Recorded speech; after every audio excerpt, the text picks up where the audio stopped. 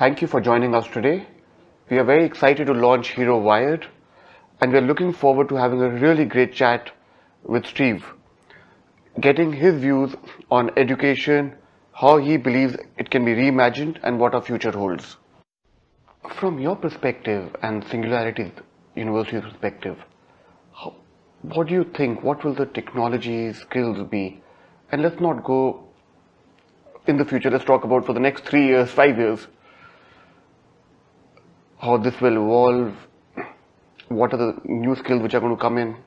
Yeah, I think whatever happens, actually, for sure, we're going to have people think about a couple of things. One, how do you learn? And I know that sounds perhaps very generic, but how do you learn?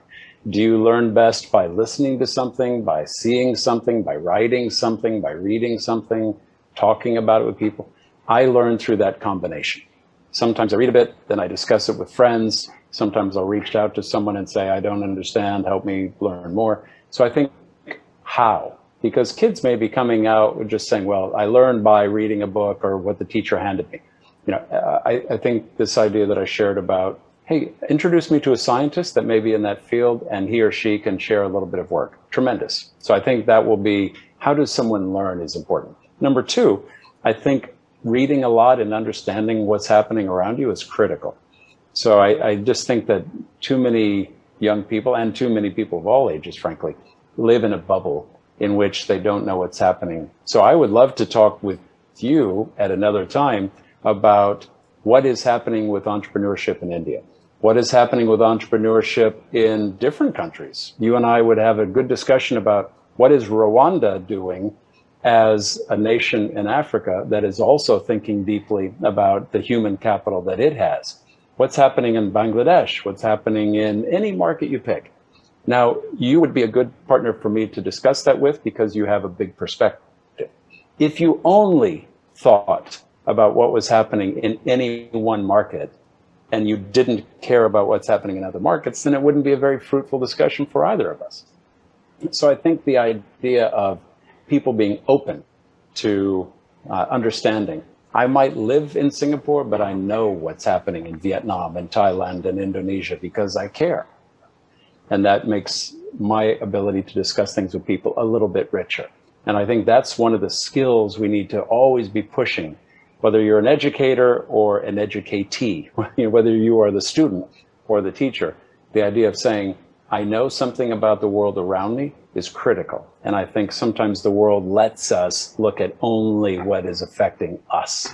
And I think that has been a problem for many countries, including the United States and other countries that get very focused on what's happening in a geography to the exclusion of what's happening elsewhere. Climate, as an example, affects everybody. There's no way you can think about pollution in California and not think about pollution in every other country as well, because we're one global community. As one example, the pandemic has proven that in spades. You'd say, oh, I don't know, it's happening over there. Well, a week later, it's happening over where you are. And we've learned that in very real terms.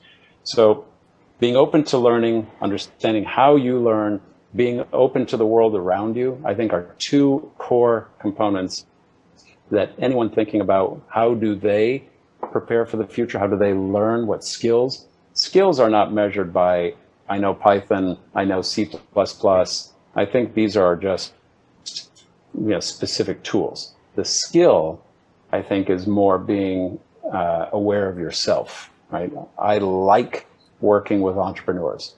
Some people don't like working with entrepreneurs because it's a very uncertain path. I enjoy that path. So I know that about myself. If people can continue to be aware, and I know it doesn't happen easily as a young person, but just being open to that experimentation, I think gives you a lot of confidence about where you fit and what you can be good at. Steve, you've touched on a topic which is very close to my heart, which is entrepreneurship. Now, to encourage entrepreneurship, how can one create an enabling environment? In certain countries, we don't have the safety net, and failure is frowned upon. While we all know the risks associated with entrepreneurship are very high. And for us, as a nation, we need more job creators than job seekers. And a large part of the globe need people to create more jobs. So what is that, what and how do we create an enabling environment which will encourage young people to take the plunge? I'm going to come back to the words that I used. I think entrepreneurship starts with, are you curious, confident, and courageous? So if we can encourage that through the learning journey, then the idea of saying, well, I may not know the answers. In fact, I certainly don't know the answers as I start in this journey of entrepreneurship, but I have a certain amount of confidence and courage inside, right? And I'm willing to try that. That, I think, is 90% of being an entrepreneur, is having thick skin and being willing to just keep going, right? It's much easier to go to work in a company where somebody upstairs says, you know, do these 3 things, and then you can take your lunch break. And that's not to be disrespectful to anyone. It's just some people prefer that structure. I think what we need to continue to do is to say, that's great. And the world needs lots of people like that too. But we also need to think about building and creating and solving. Because every big company today wasn't at some point in its journey. There is no company on the planet that was brought to life as a big company. And the only thing that you could consider is if there was a public sector company that was spun out and suddenly then privatized, maybe that. But otherwise, everything was created from scratch. IBM was an entrepreneur's dream. Google was an entrepreneur's dream, so on and so on and so on, right? Hero was an entrepreneur's dream. So all of these things have to have someone that says, I'm going to give this a try. I think what we can do is encourage people not to be fearful about, do they have the idea? What I find is that many people say, well, I'd love to do that, but I don't have, you know, the next Facebook in my head. Like, how do I create that? My answer is always working with other people and joining forces with other people is really how companies are built. It's not like, I mean, Zuckerberg didn't start Facebook on his own and build it with his own bare hands. There's many people, including my neighbor, I'm pointing out the window, including my neighbor across the street, was one of the co-founders of Facebook and now called Singapore Home. So all of these are team effort. And I think the important thing for us to get the message across is you don't have to think of the next Facebook, the next Google. If you see a problem that's worth solving, and there are enough people that believe it's worth having solved, because if you're working on a problem no one cares about, that's not going to go very far. But if you listen to most entrepreneurs, in fact, there's a Singaporean entrepreneur that has built a company called Razer, which is famous in gaming. And if you listen to him, he was an attorney who said, as a gamer, I was unsatisfied with some of the technology that I could lay my hands on. I wanted better headsets, better keyboards, better monitors. So I decided to go and fix that because I cared about it, and so did people that I knew. Well, now it's $1 billion company. So what I would say is it's not like he sat in a room and said, what's the coolest thing I can think of to create from scratch? He found a problem that he felt was worth solving, and he worked with other people that agreed, and he found that there was a lot of people that wanted that solution. So I think, back to your point about job creators, working together to say, I'm good at this, you're good at that, she's good at this other thing, the 3 of us can go form a company on this problem. That's entrepreneurship. Too many people get stuck trying to visualize that they have to come up with some idea that no one's ever thought of and then form it. And they say, well, since I can't do that, I might as well not start. But that's not the deal. There's always something that has to be improved. Can you improve water, sanitation? Oh, that's a worldwide market. Can you improve food distribution? Worldwide market. Can you improve the recycling process to put less things in the ground or burn less things? Worldwide market. Can you think of packaging food without plastic waste?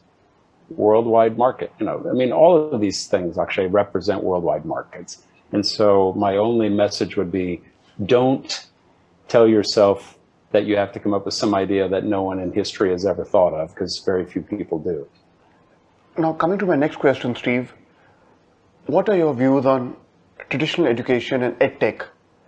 Do you think at some point these two will merge or they will continue coexisting in silos? If you remember, we have e-commerce and physical stores, like they were two different things. Now, of course, you don't think about this in retail. You would think, I mean, take a look at Flipkart or any example. So you think about these things, which is, I don't think e-commerce or a store. I think when I want to purchase something, what's the right way to do that? It might be in person because I'd like to experience the product before I purchase it. It might be, I know what I need. I just need 2 more of them. Please do that online. Those have now become seamless, so to speak. FinTech would be another example. When you take a look at Paytm, or you take a look at any of these examples where you don't say, do I need a bank or do I have a mobile payment app? The answer is they're different things. I need them for different reasons. If I'm going to purchase an asset and I need to think about a long-term loan, I need to just pay the bill at the restaurant, I have a mobile app. So FinTech and banking have become inextricably linked. And I see the same path for education. Today I go to a school, I sit in a classroom. I'm a big fan, and Singularity is working on this as we speak, about neuroadaptive learning, which is even with a headset, you can say, I am getting feedback. I'm getting EEG signals that come back and say, this is making sense. It's not making sense. I look at pupil dilation and eye movement. Is someone paying attention? EdTech is not a COVID fad. It's not a short-term thing. There will not be education in the future that is not enabled by technology, just to say it that way. Great, Steve. Let me come to my last question. In the next 2 to 3 years, what do you see will be the new technologies which are coming in? I know Singularity does a lot of work on future of technologies, and they map the new technologies which have come in the last 24 months. So which are the ones you would see which will get operationalized in 2022 or 2023? Mm-hmm. For sure, I think things that involve automation will continue to increase. I think our goal, as it is for many people, would be anything that is dirty, dangerous, dull, using those sorts of words, we should continue to automate. We do not want human beings cleaning sewer pipes. We do not want human beings trying to, disarm explosives in a minefield. I mean, some of these things are just morally obvious that we would want automation, robotics to be able to help us with, and we can. So I would say in the next 24 months, things around autonomous transportation, like for example, here in Singapore, we're experimenting with driverless buses to think about moving people on the island safely, but in more efficient ways. So automation around transportation, and I hope AI around healthcare, which is my other committed belief. We need more healthcare in the world to get more people served, and we can't do that without adding automation. There's just too many people and not enough doctors and nurses. Certainly things around food. We need more climate-resistant food, things like drought-resistant rice, less waste.